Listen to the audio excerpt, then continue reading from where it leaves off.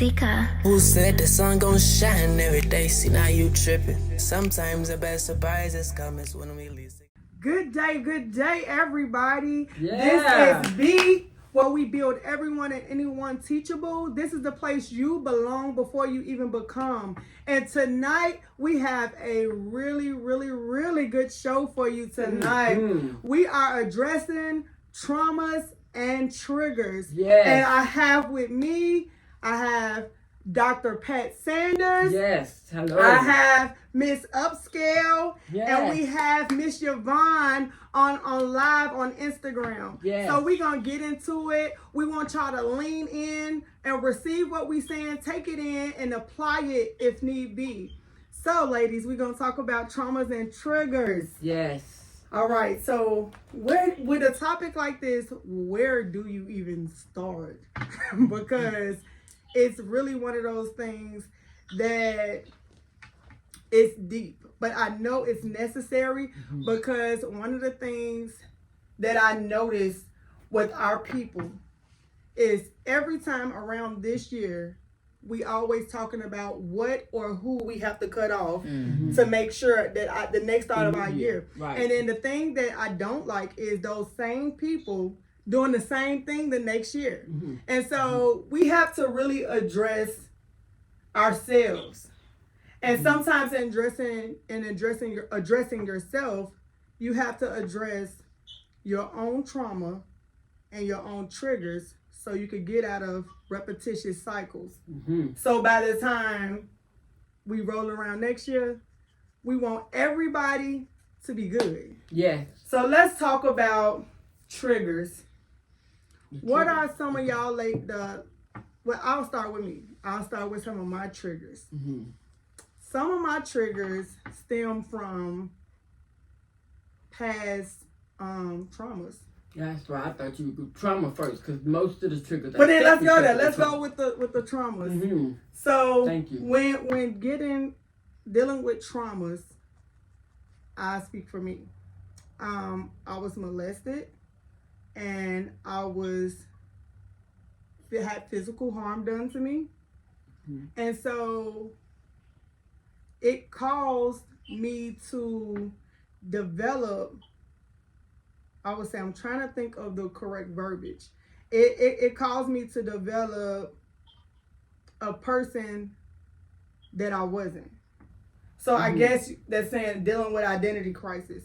So one of the times I know I shared with you my story, like I began to lie a whole lot because you just begin to develop the person that you want. So you're just doing that. I always say this, if anybody ever been around me, I always say, nobody wake up and be something that's not bad. Nobody wake up and just say, today I want to be an alcoholic, so I'm going to drink myself to death. Nobody wake up and just say, I want to sleep with everybody. I mean, like, this is something that triggered the person into doing this. And so for me, that is some of the things that I went through, which caused me to be very selective about people I let in. As well as, like, I was attracted to protectors versus trying to figure out who was good for me. I was just attracted to the part that I needed protection, so I'm clinging to somebody who's going to protect me. That's good. And so I noticed different things with somebody talking loud to me. That's to male or female, you can't talk loud to me.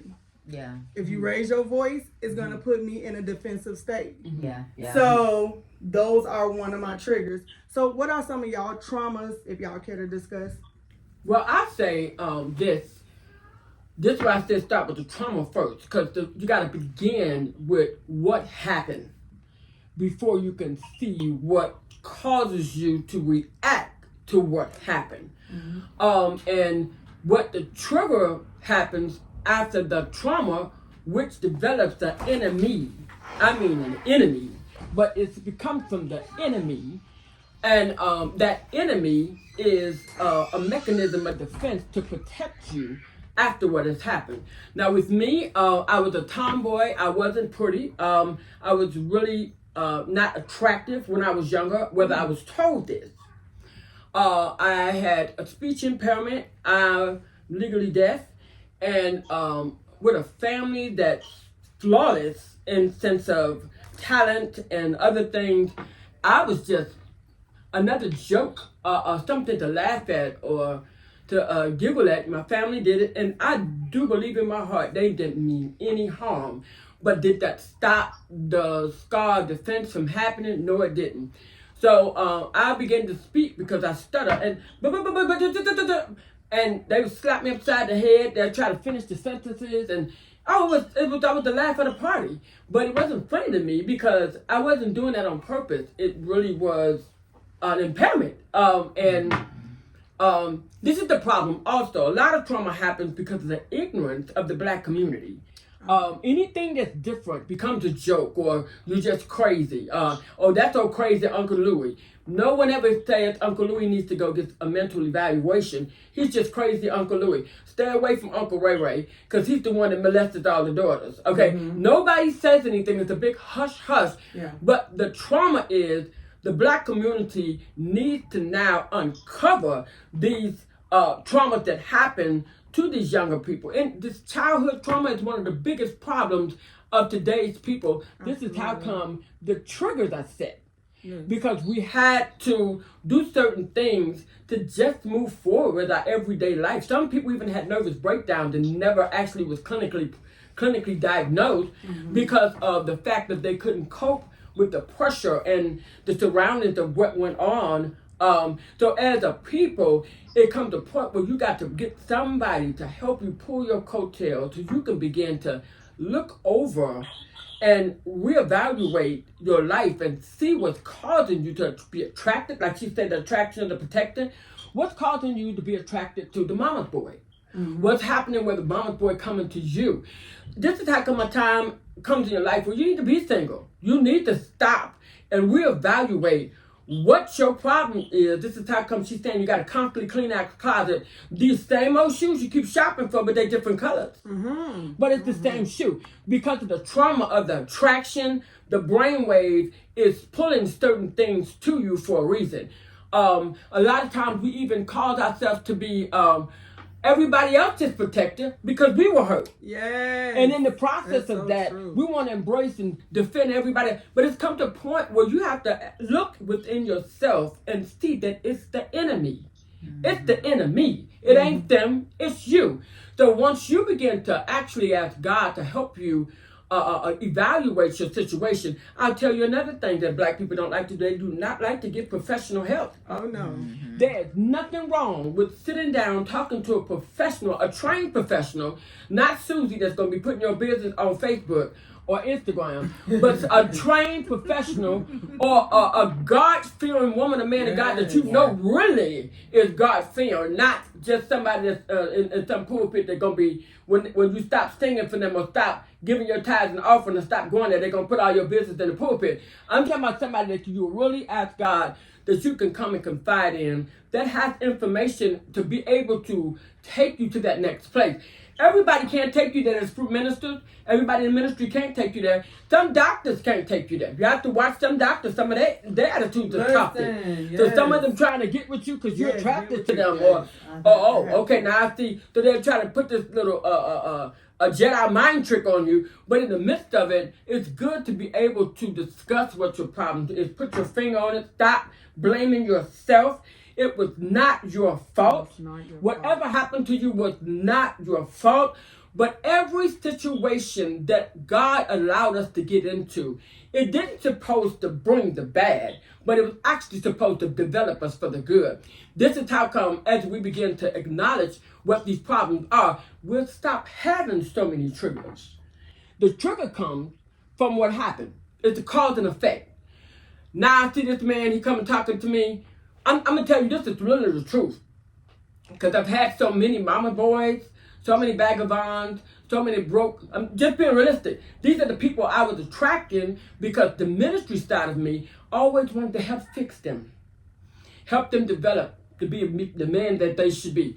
Their mama's job was that, not mine. Okay? So, but because of I've seen my mom and dad ministry, that's another one. You just Now the minister wants to help fix you. I want to help see you be better. I want to see you be the best man you can be. When they actually want to see you totally diminished, you have to open your eyes and see what's happening. So in the midst of it, I had to stop and just take a minute. And I'm still there because somebody come up to me, hey, beautiful, how you doing? My body, everything just cringe. Because I'm like, you liar. Why you coming over here, you liar? Because they, oh, you so fine. And I know I'm fine. Okay. But it's the fact of most of the time I heard that there was, and can we be transparent? Yes. There was some bullness behind it. There was an initiative. There was a goal, a malicious set to actually come in, wiggle your way in, get in my heart, and try to take advantage of my niceness. But in the midst of it, it takes a time where you just got to be by yourself and realize it's okay to be nice, but you got to understand who to be nice to, how to be nice, and understand if you chose to be nice, don't get mad at somebody else if they take too much because you gave it. Yes. Okay, I'm going to let you talk, baby. What was some of your choices? Well, I do know that a lot of my childhood trauma came from me wanting my dad. So it was like one of those things with me where I wanted him to be around, but because of the fact that he had a drug issue and, you know, he was always doing something else and wasn't there for us like he was supposed to be, that led me to wanting men in my life that I wanted to take my dad's place, so to speak. So that led me into relationships of emotional abuse, physical abuse, and it really led me to a dark place. I'm not even gonna lie, it led me to that dark place to where it's like I had a moment to myself where I was dabbing into a little bit of witchcraft, just being with dark people and stuff like that. But then it also led me to suicide. I tried to commit suicide because I didn't like myself. I didn't even really know who I was. You know, I always ask God, why am I so different? Why do I have to be different from everybody else? What is it about me that I'm just, I have to be either so standoffish, or why do I stand out while people point like, ooh, look at her. You know what I'm saying? Like, she's ugly. Like, I went through bullying and all this other stuff. But when I wanted to break down and talk, people look at me like, well, you just need to deal with it. Just go through life and just do what you do. So that really led me to writing my feelings down. But the more I wrote my feelings down, I'm like, well, I still need somebody to listen to me. I don't have a friend, you know what I'm saying? Like, I don't have nobody that I can confide in about, you know, the way I was feeling, like whether it was sexually or whether it was people that was around me. I have been messed over as far as molestation, and that really triggered me to the point where now I'm that person that tries to protect. Like, it's a trigger for me. Like, say for example, if a man is 50 years old and it's to the point to where he's looking at a 12-year-old girl or a 10-year-old girl, that triggers me to want to do something very violent because of the fact of what I've been through. So it's like, at the end of the day, like, I know like some people, they want to be sexual or whatever.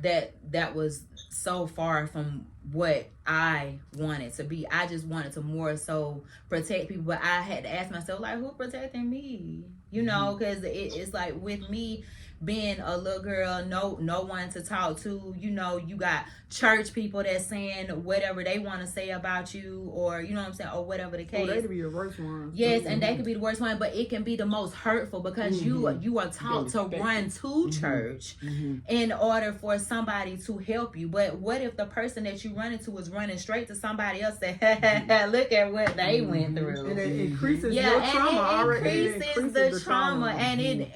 And that's what led me to my moment of just not being in church. I was like, screw everybody else. I mean, at the end of the day, I mean, I have no one to talk to. Somebody want to listen to your story, but they want to listen to your story to tell what you went through, like, as a taunt. Like, oh, okay, well, she ain't gonna be nothing anyway, so why are we even putting our trust in her? You know what I'm saying? Which led me to other people that are in the street that wasn't they didn't mean me no good no way. So I turned to drugs. I turned to smoking weed. I turned to drinking alcohol. But that was an scapegoat for me. Yeah, absolutely. Just so I can escape reality. You and I do decide to do that. Yeah, I did not wake up and decide to do Yeah, this. you And did it's like with me, and I know people, they probably love their alcohol, they love their weed, but it's like for me, it was literally something that I say, well, I don't want to face reality today. So since I don't want to face reality today, I'm gonna go through life intoxicated, so I won't have to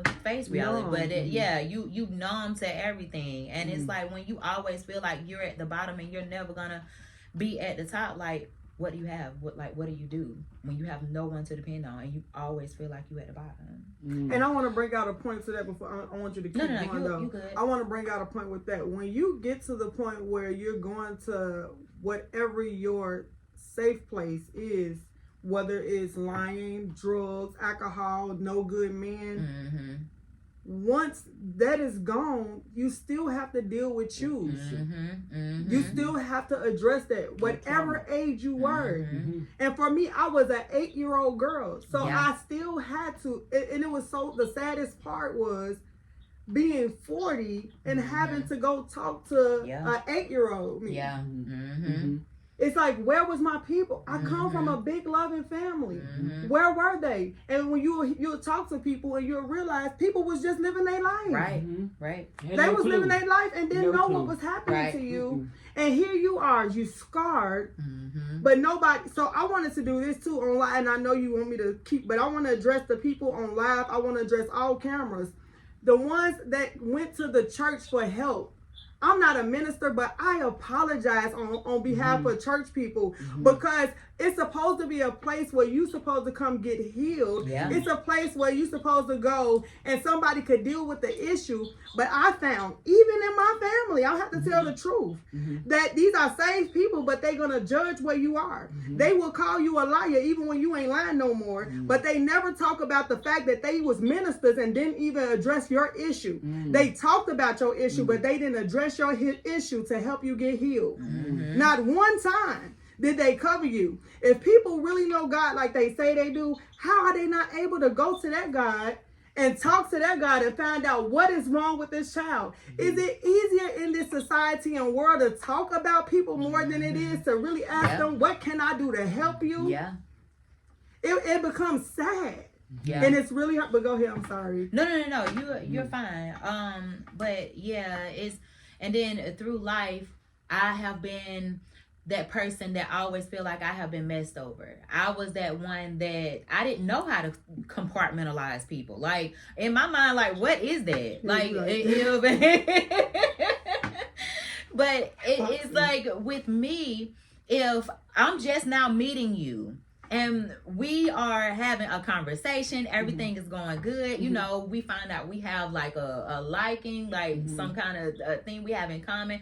Okay, so now you're my friend, you know what I'm saying? But see, in your mind, you're like, well, I didn't say you was my friend. I mean, but okay, you know. And I had so many people like that around me, and it's like I always take things so personal, and that's just me. Whether it's friendships or whether it's relationships, I take everything very. I take it to heart. Yes, and I am. And then it's like, if I find out about you, and you know what I'm saying, whether you're saying, oh, I didn't trust her. Well, we wasn't really friends anyway, but this is what she formulated, so I just went along with it. So now I'm hurt because I never put you in that space of saying, well, okay, so let me put her in that box. So, you know what I'm saying? Because she said she's not my friend, but I'm gonna put a little glitter on it. So, you know what I'm saying? Like, she cool or whatever. But, you know, but then when another person saying, like, say, for example, I'm gonna say Sharita, like, if she's saying that she's genuinely want to be my friend, and I've been hurt so much by people, I'm not gonna be able to see, like, whether she's being genuine or not. Because I've been, I'm gonna say, like, okay, it's like a whole third eye situation. Like, let me watch her because of the fact that I have been hurt so much by people.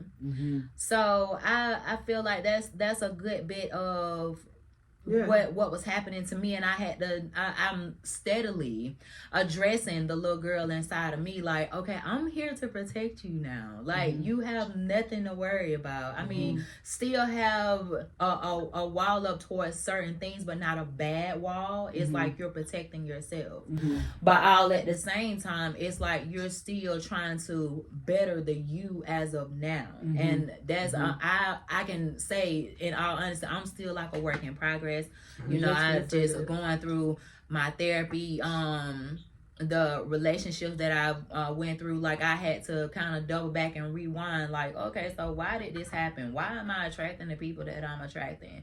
So what do I need to change about myself in order to move forward to be a better person and attract something else? So it's like I don't blame people, I just blame myself for not dealing with myself, or not knowing how to deal with myself. And we got to get where you show grace. Show grace to yourself too, because and that was me too. I was like, well, I caused this. I did this because I didn't know how to show grace to me. So I was like, I'm used to people just saying, you did that, or you used to do this, or you used to do that, so much that I just started beating me down. And so it became a thing that the first time you have somebody tell you, you know, no, but you good. I got you. You like, you got me? Yes, and you just be immediately ready to break down. You're in it. You in it. So how do we do this with Yvonne being on? Should we put the mic right here and it'll pick up? So what are some of your traumas, Yvonne? Mine stem from my father. My father denied me as his child. Couldn't be in a relationship with my mom, or he just didn't want to be a father. But so almost similar to Tay, I started looking for male figures as father figures, which caused me to be in emotional abusive relationships in the beginning, which also led me also to be in a physical abusive marriage. I blame myself because I felt like I was looking for love instead of trying to find myself. And so I blame myself a lot of times for the things that I went through. I also, even though my mother was present, I really didn't have my mother. My mother was always at the church, doing church, choir rehearsal, preaching, teaching. So I never really had parents. To be honest, I never really had parents. I was a latchkey kid at 9. I was always in the house by myself. I was always by myself. So I was always trying to befriend people, whether they were good or bad. I just wanted people around me. Just to have somebody. Feel alone. Being an only child, you were already alone. So now I'm lonely because now I don't have parents. So now I'm gonna be around any and everybody because I just want people around me. And it caused me to have a lot of hurt, damaged mentally, physically, and emotionally. And now I'm at a place where I don't want nobody around. I'm content alone. alone. Because all of the hurt that I experienced, I don't want to feel that anymore. I never tried to commit suicide, but I did have suicidal thoughts. I pondered upon it several times, but I never had the gall to do it. And I never wanted to ever get back to that place for me. So triggers for me is people. I'm going to be honest. People are my triggers. You yelling at me, you talking to me a certain way, you looking at me a certain way, you saying a certain thing to me is a trigger. And I experienced it at work on yesterday with the provider I work with. She yelled at me, and before I knew it, I had to slam my boss's door and walk out because I felt myself and put my hands on her. Because I felt like I was being backed into a corner to defend myself, and I shouldn't have to feel like that. And so when you get to a place where you feel like you have to defend yourself in violence, it's time to walk away. Absolutely. It's time to take a step back, reevaluate, okay, what can I do to keep this from happening again? What can I say to me to make me know that I'm okay? You're okay. You're in a safe place now. You don't have to fight your way out all the time now. You can just walk away sometimes. So people are my triggers, and that's just to be honest. People are my triggers. Go ahead. I'm in a place people to be my triggers. Absolutely because not. I live in a society where it's people. So I'm gonna encounter people every day, all day. And so I am in a place where now I'm trying to just focus on me and my well-being so that when I see somebody or somebody say something to me or somebody do something to me, it won't trigger me to react in violence or anger or rage. And so, as Auntie Pat said, our society don't believe in therapy. I do. I'll go faithfully. Yeah. I believe in it because you need somebody to talk to. You need somebody to help you understand that you are not always the problem, but you can be the problem solver to yourself. Absolutely. And so that is what I experienced and what my trauma and my triggers were.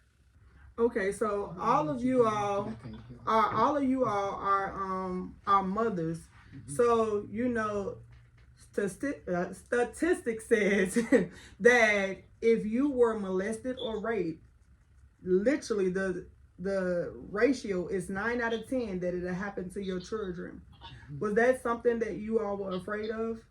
I just wanted to relate to that. I was just going to say, hurt people hurt people. This is how come it comes to a point where you got to acknowledge what happened, when it happened, stop covering people. Because sometimes certain families that molest people, they make you protect the abuser instead of protecting you.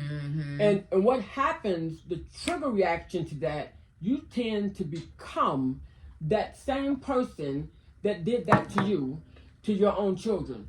Unknowingly, because you never dealt with the pain, you haven't healed, you become them. The person you hate, you become them. And you may not actually molest, but you may use the verbal abuse. You may not actually strike, but the things you call that child is breaking them up. Matter of fact, because it's a different time frame, breaking them up worse than it did you in your day. But you didn't even know you're doing it. Right. I've seen even one of my somebody I know, they used to call their children all kind of names. And before you know it, I had to realize I was doing the same thing because it came from generational come down. Okay? My dad used to say stuff, but he didn't mean anything personal. This is just the way they came up. But it is verbal abuse. Right. In the process of it, you wind up handing down the same thing. Cycles. But the Bible says when you know better, then you're supposed to do better. This is how come we got to come to the acknowledgement of what happened so we can see these triggers in the same faces of our ancestors that did it to us. We can see the signs, the traits. What causes us to go there?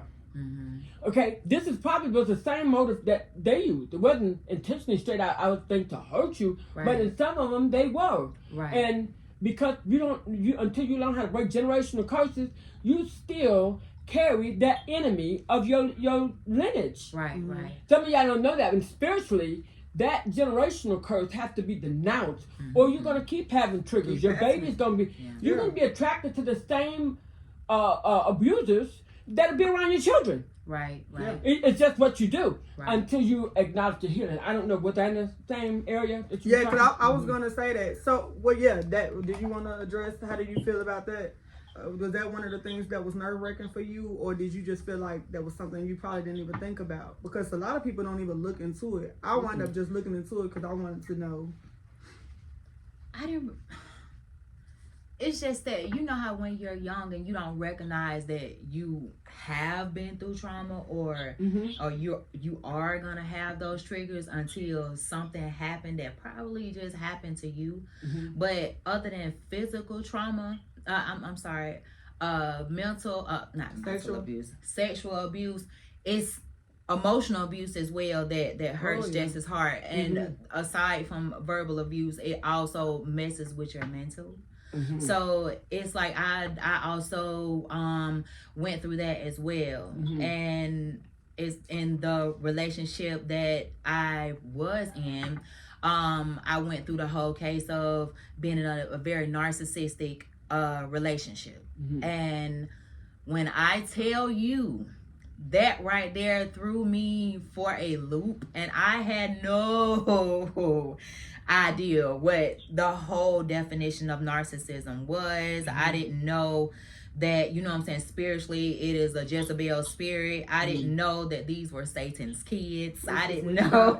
Like it's manipulation. It's manipulation at its finest. And these are people that have went through life, and somewhere in their life their age stopped where they had their trauma. Yes. So because of the fact that they had their trauma right there, regardless of how old they get, they never, this is their coping mechanism, because of the fact that these are the people that they don't hurt the people that hurt them. They go around hurting everybody else because they want you to accept them for who they are. They want you to accept them because of the fact that they're not the whole person that they are supposed to identity be. Crisis. And it's a whole identity crisis. So it's like when you don't bend to their wants and their needs, this is when their mask comes off. And it's like when their mask comes off, it's just like a whole whirlwind. Like, okay, you better watch out, because now it's to the point to where, okay, either you're unfolding me right now, because some narcissists are like onions. It's like it's one layer after another after another, and it's like once you start calling people out like that, it gets worse and worse. And some people even take people away from their family members. They take them away from their friends. Yeah, it's about complete control. You do what I tell you to do, or else it's gonna get worse. So it's like, for me, behind all that, I had to get therapy. I thought therapy was for crazy people. I'm not even gonna lie. I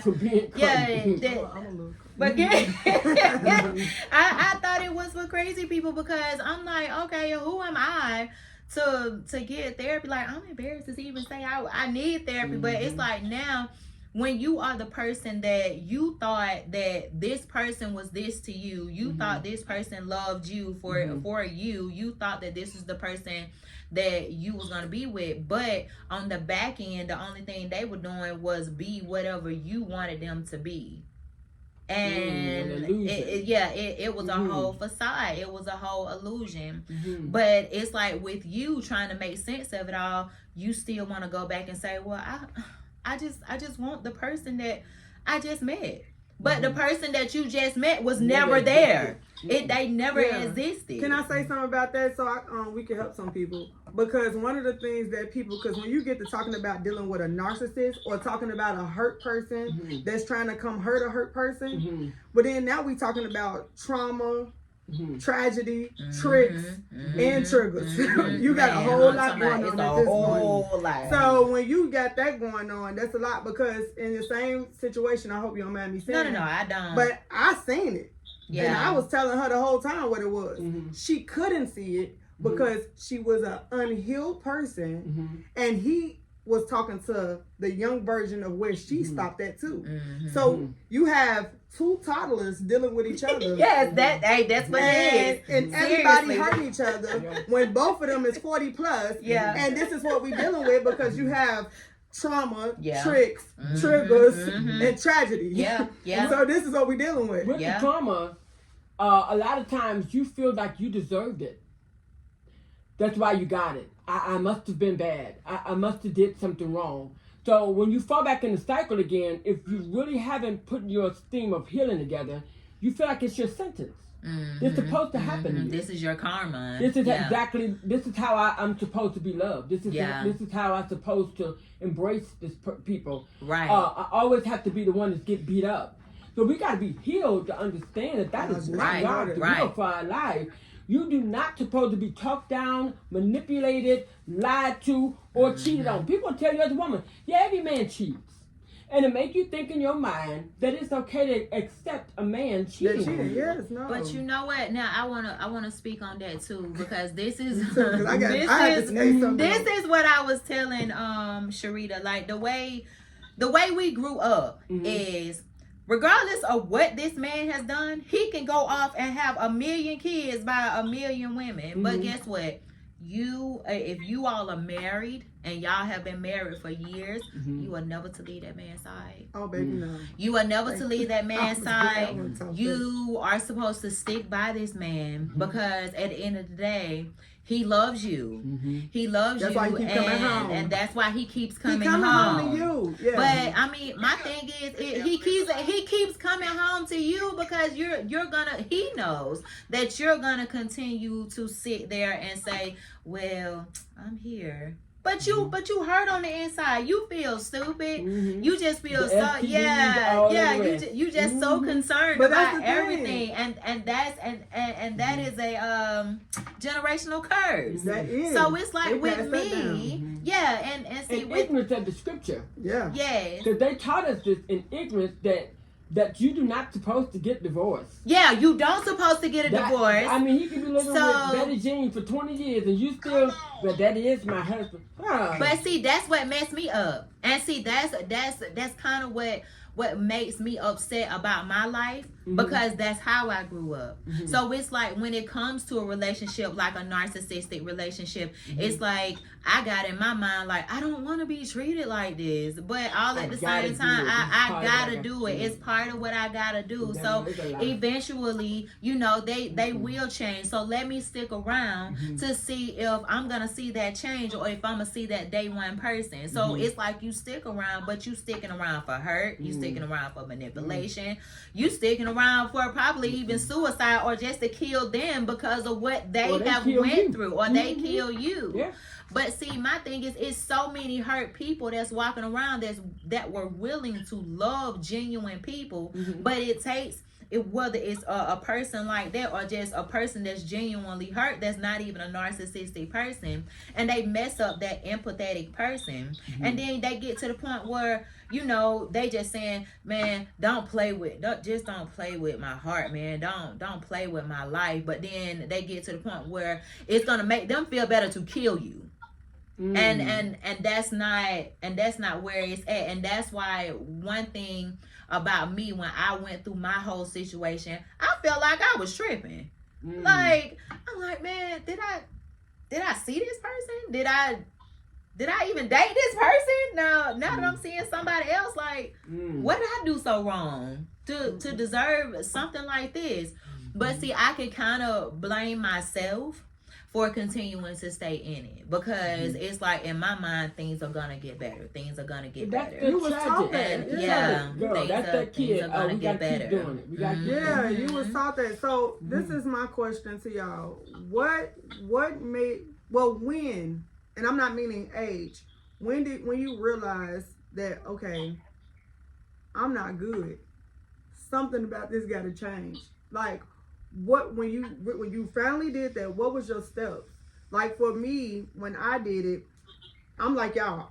Initially, I knew something was wrong. I know what was done to me, but because I have already developed a cycle of how I move, I just continued to move, and I didn't understand that I was just existing and not living. Yeah. I was going through life, but I really wasn't living. Yeah. And so I'm developing things, I'm doing this, I'm doing that. But I'm really it was no full potential. It was like, you know how you can have a lot of things good going on and then you still feel like something missing? Yeah. It's like, wait, it's still just something that I don't have. So for me, when I got to that place where I realized, I'm like, this is an unhealthy place. And from that unhealthy place, I have developed unhealthy cycles, unhealthy habits. And now these habits and cycles are becoming a part of me. Right. It's a bad thing when your habit has your name.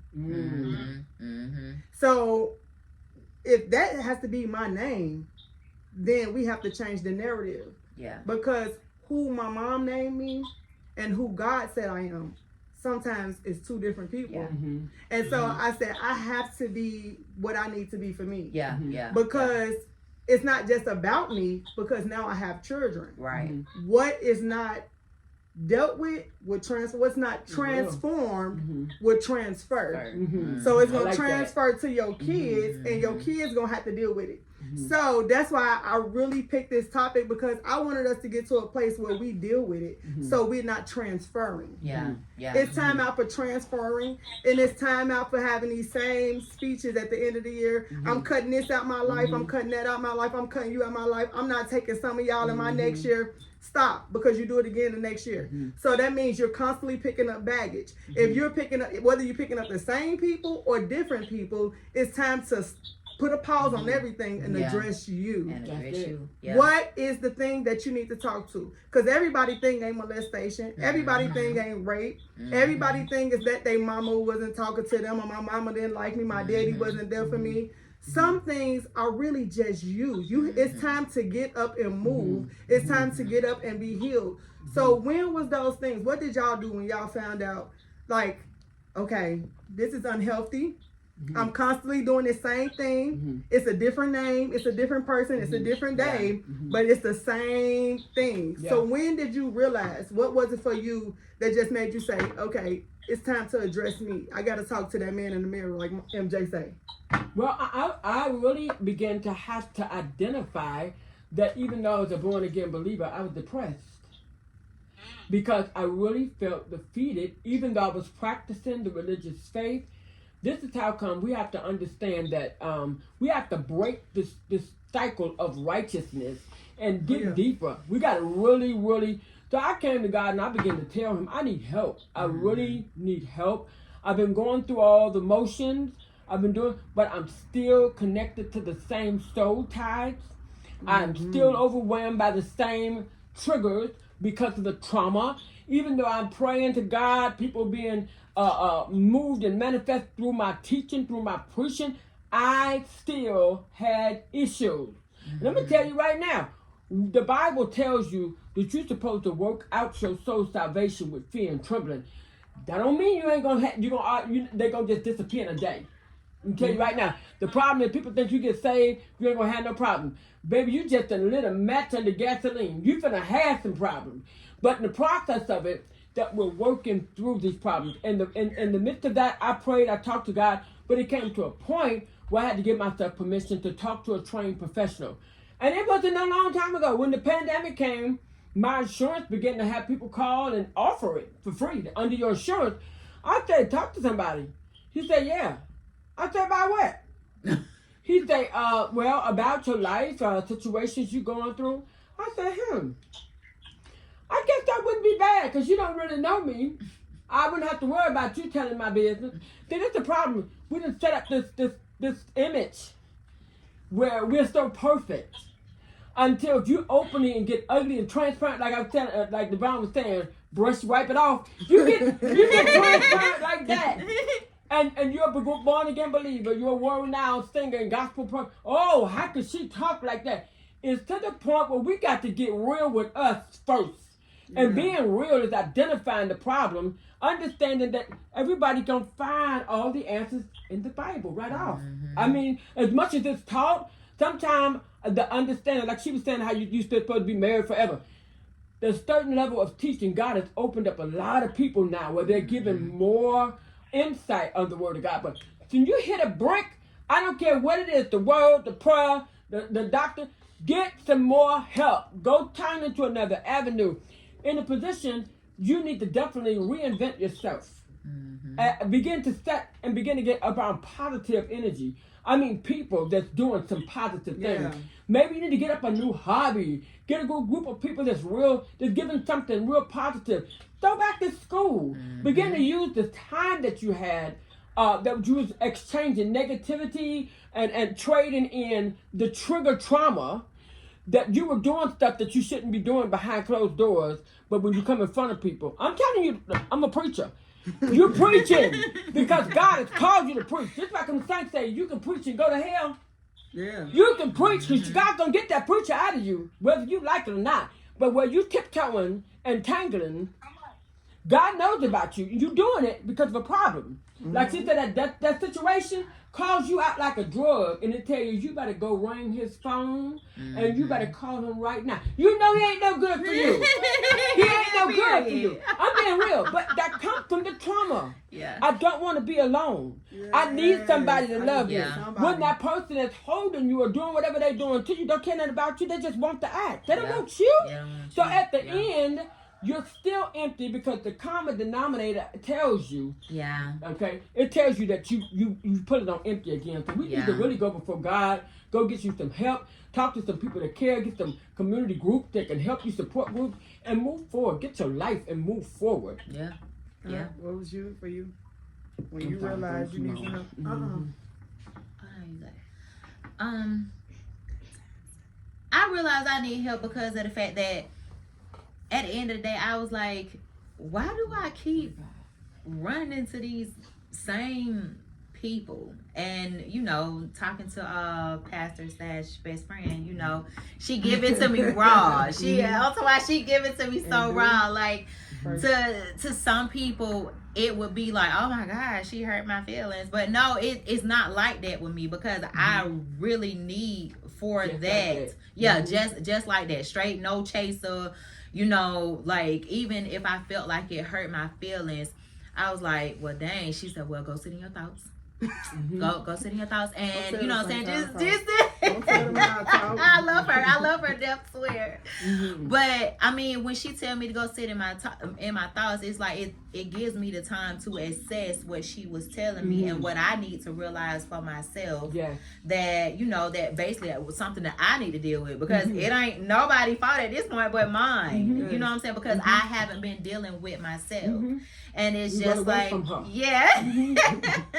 it's just like what she was telling me, like, it's not your fault for what happened, but it is your responsibility to get the help that you need. Absolutely. So, I mean, at this point, I'm at a point in my life where it's like, spiritually, I'm tired of hearing brick walls. Like, I can't get no further because of what's going on with me or the people that's around me. Like, I'm ready to move forward. So it's like, again, like I said earlier in the podcast, like I'm always gonna be a work in progress. I never want to be that perfect person. I want to be imperfect for the person that I am now. So it's like in the midst of me working on myself, it is causing me to be around better people. It's causing me to see people in the light for who they are, compartmentalizing people for where they are in my life, and just instead of just saying, okay, these people are just in one big box, one big world, when they're really not. And for them, in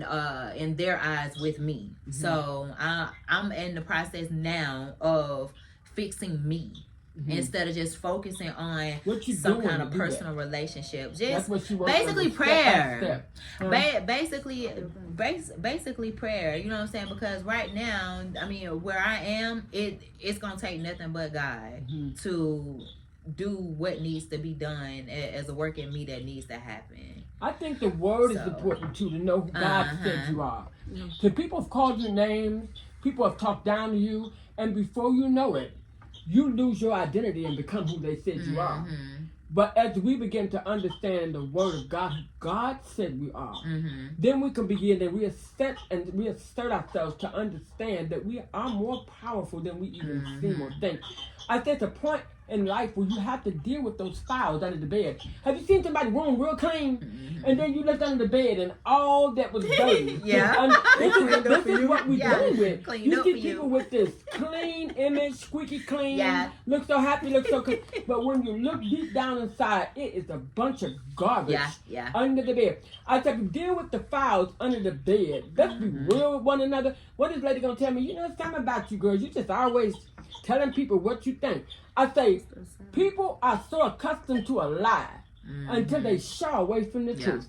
I want you to tell me the truth. If I'm stinking, right. Tell me. I got green out of my hair sticking straight up. I seen women do it. You see it, be like, we need to be true and real with one another and be open enough to accept the truth. You've been lied to all your life. We overcome. We're getting there, but we good. We've been lied to all your life. It's time now to come correct with yourself. Right. Let alone everybody else. It's time to be real. Be Right. real with you and get in the words who God says you are, so you can understand how to walk. Yeah. Real quick, do you want to talk about when you realized that you needed help? What was going on at the time you realized you needed help? It was when I actually relocated here, honestly. I had to get away from everybody, honestly. So I focused in on myself, and then it started showing up in my daughter. Some things that I saw in me started showing up in her. And that's when I realized that I don't want her to have to go down the same path that I went down. So let me get me some help so that I can help her. But it took me to relocate here for me to see that. And now that I'm in a place where I'm focused on the benefit and the help for me is benefiting and helping her. So I think that's when I relocated here was when I realized that I needed help because I was away from everybody. I didn't have anybody. I mean, I have you guys, but I didn't have my immediate family. It was just me. I moved away from everything and everybody, anything that I knew. I moved away from it. And then that's when it realized, oh, you ain't dealt with this, you ain't dealt with that. This has happened to you. You never really dealt with this. You just went on, like you said, living through life. Yep, Yeah. living. I mean, existing, not living. I mean, existing, like you said, you just existing in a world where you just going to work, going to school, going to church, being a parent, being a wife, being a girlfriend, whatever you are, you just going along with the process as if this is what life is supposed to be, and this is not the way life is supposed to be. And so that's when I recognized that it's more to life than this. And then joining the organization, B, really helped me understand my potential and my growth and my development and understanding who I am, not just as a spiritual person, but as an individual. I'm more than what society says that I am.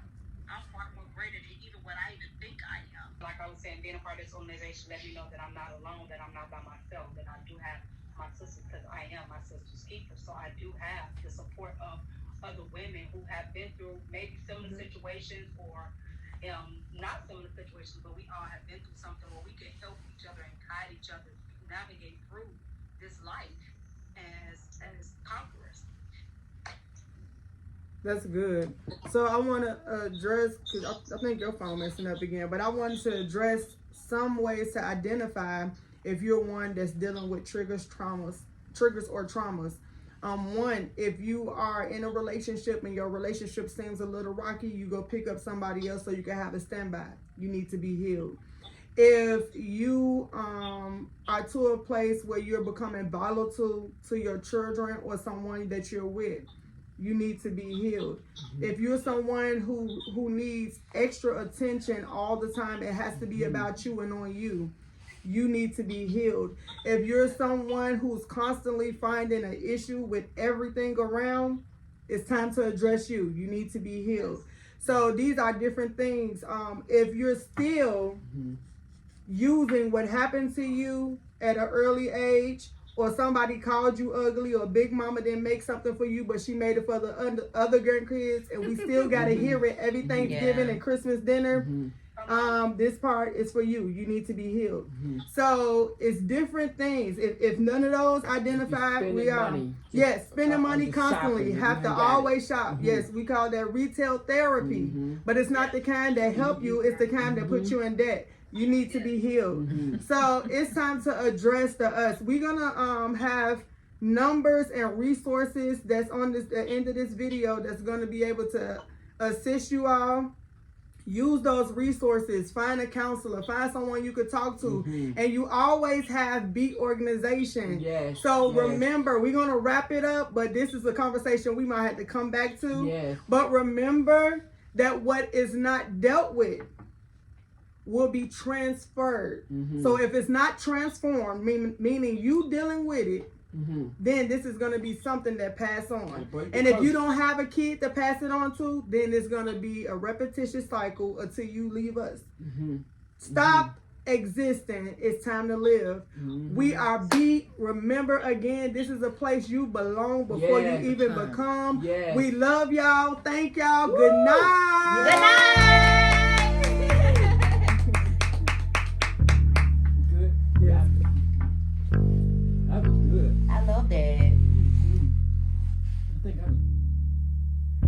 Zika. Who said the sun gon' shine every day? See, now you tripping. Sometimes the best surprises come is when we least expect it. Oh, you're preaching.